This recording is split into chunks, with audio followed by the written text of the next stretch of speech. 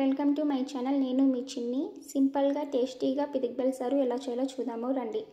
1/2 kg పితిక్ బేలు, అలానే ఒక medium size ఆలుగడ్డ, 2 టేబుల్ స్పూన్ ధనియాల పొడి, చిటికెడంత పసుపు, రుచికి తగినంత ఉప్పు, అలానే కొంచెం ఆయిల్, 2 రెమ్మలు కరివేపాకు, కొంచెం కొత్తిమీర, 1 నాటి మీడియం సైజ్ టమాటో, 1 గడ్డ తెల్లగడ్డ, కొంచెం శుంఠి, అలానే 1 మీడియం సైజ్ గడ్డ ఎర్రగడ్డ, అలానే కొంచెం టెంకాయ, అనక ఒక 2-3 టేబుల్ స్పూన్ తెల్లపప్పు, కొంచెం గసగసాలు, 3 లవంగా, 2 చిన్న మీడియం సైజ్ చెక్క, ఒక 10-15 వరకు డ్రై చిల్లీ.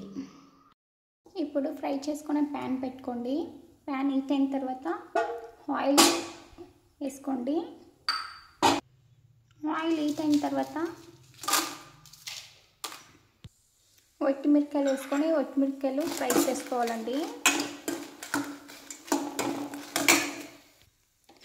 అలానే అప్పుడే తీసి పెట్టుకున్న మసాలా మొత్తం వేసుకోండి. చెక్క, లవంగా, అలానే తెల్లపప్పు, కొంచెం గసగసాలు, 1 మీడియం సైజ్ ఎర్రగడ్డ కూడా వేసుకొని లైట్ ఫ్రై చేసుకోవాలి.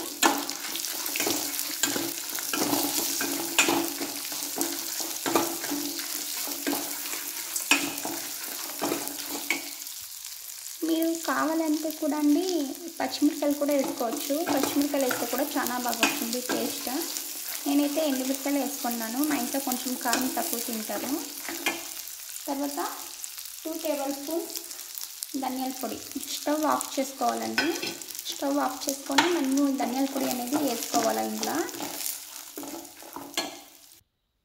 ఇప్పుడు జార్లకి 1 గడ్డ తెల్లగడ్డ, అలానే కొంచెం శుంఠి,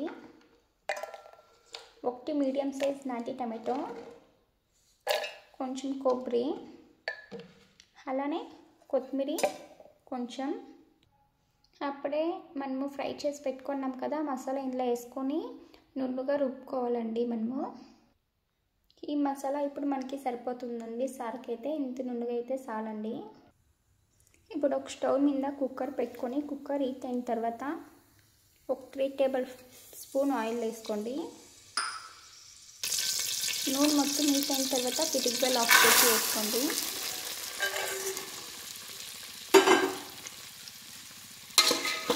చూస్తున్నారు కదండి పితిక్ బేలు అయితే ఎంత ఫ్రెష్గా ఉన్నాయి. అలానే కొంచెం చిటికెడంత పసుపు వేసుకోండి.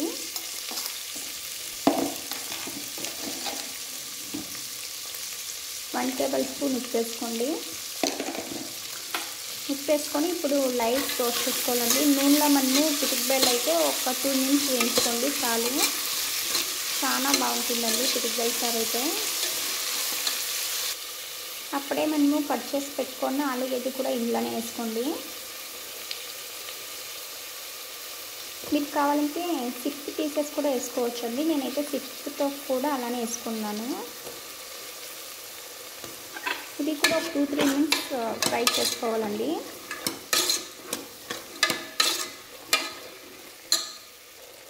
ఇప్పుడు మనము కరివేపాకు వేసుకోవాలండి. మీరు స్టార్టింగ్లో కూడా వేసుకోవచ్చు. ఇప్పుడు వేసుకుంటే అండి ఆ కరివేపాకు అనేది చాలా రోస్ట్ కాకుండా దాని స్మెల్ అనేది అలానే ఉంటుందండి. ఇప్పుడు వేసుకుంటే చూస్తున్నారు కదా ఎంత కలర్ఫుల్గా, చూసేదానికి ఎంత బాగుందని. ఇంత మాత్రం అయితే చాలండి. ఇప్పుడు మసాలా వేసుకుందాము.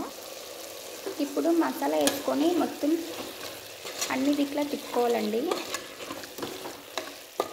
అలానే అదే చాట్లోనే నేను కొంచెం వాటర్ వేసుకుంటున్నాను. ఆ మసాలా వాటరే కొంచెం వేసుకోండి. మళ్ళీ ఎక్కువ వేసుకుంటాం కదండి. ఇప్పుడు అయితే కొంచెం వేసుకొని మనము అది మసాలా వేసుకున్నాం కదా పచ్చివాసన వెళ్ళేంత వరకు మనము ఫ్రై చేసుకోవాలండి. నూనె వదులుకునే టైం వరకు మనము ఫ్రై చేసుకోవాలండి. ఇక్కడ చూస్తున్నారు కదా నూనె వదులుకుంటుందండి మొత్తము. ఇంత మాత్రం అయితే చాలండి. ఇప్పుడు నూనె వదులుకునే టైంలో మనము ఈ సార్కి కావాల్సినంత వాటర్ వేసుకోవాలండి. చాలా కూడా వాటర్ వేసుకొని పోకండి. ఎందుకంటే ఇప్పుడు మనము ఎక్కువ వాటర్ వేసుకున్నామంటే ఆ మసాలా అనేది సార్ ఫుల్ తెలుగు అయిపోయి చూసేదానికి కూడా బాగుండదండి. తినేదానికి కూడా టేస్ట్ ఉండదండి. ఈ మాత్రం అయితే చాలు. ఇప్పుడు చూస్తున్నారు కదా ఇంత అయితే చాలండి. మనము కుక్కర్లో పెట్టేపటికి అది వాటర్ అనేది అంతా లాక్కొని మసాలా కరెక్ట్గా పడుతుందండి. ఇప్పుడైతే మీరు వాటర్ వేసుకున్నారు కదండి, వాటర్ మొత్తం వేసుకున్న తర్వాత అలానే మనకి రుచికి తగినంత ఉప్పు ఉందా లేదా అని చెక్ చేసుకొని ఇంకొంచెం కావాలంటే ఇప్పుడు వేసుకొని మిక్స్ చేసుకున్న తర్వాత 2 విజిల్ కూగించుకోవాలండి. ఇది పితికిబెల్లు కదండి, పితికిబెల్లు కదా, అందుకనేసి మనము ముందే నానపెట్టుకుంటాం కదండి. 1 విజిల్ అయితే కూడా చాలండి. మా ఇంట్లో అయితే 2 విజిల్ కావాలండి.